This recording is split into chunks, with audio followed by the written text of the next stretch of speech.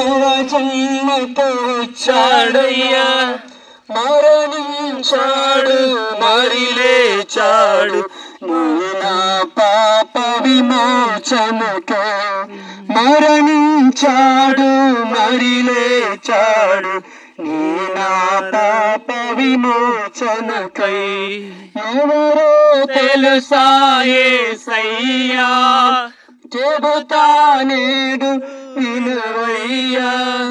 పొడచేయి పెట్టక పొరపడి వచ్చి రక్షణ పొందయ్యా, రక్షణ పొందయ్యా.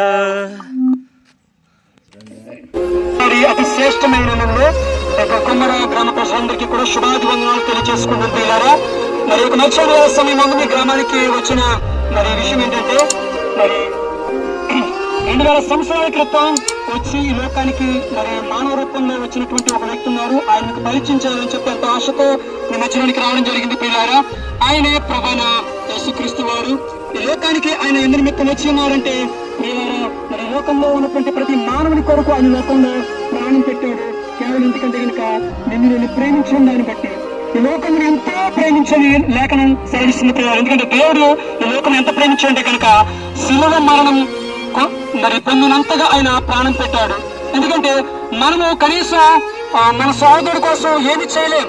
అటువంటిది కేవలం మనందరినీ ప్రేమించి మనం ఎక్కడ నరకానికి వెళ్ళిపోతామని చెప్పి ఆయన కేవలం మనని మరి లోకానికి వచ్చి ప్రాణం పెట్టడం జరిగింది పిల్లారా. అంతేకాదు యేసు ప్రభువుని నమ్ముకోవడం ద్వారా రక్షణ ఒక నిశ్చయత కలుగుతుంది. రక్షణ అనేది మనకి చాలా ప్రాముఖ్యమైనది పిల్లారా.